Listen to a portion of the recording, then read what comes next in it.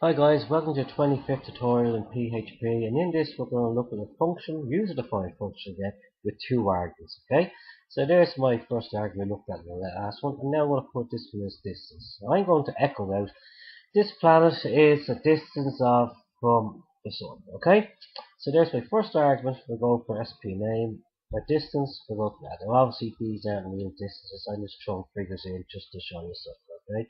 So if I go back in here, and then I go back in here and I go index dot php. Okay, and let's see what we get. I just want to run it from map from the beginning and show you. There you go.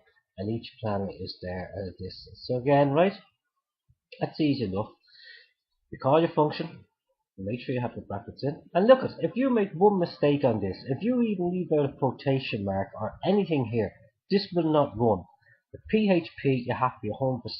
It's not like HTML where you can leave out a closing tag or whatever and the browser will still understand it. PHP, map, it won't understand it, so you have to be 100%.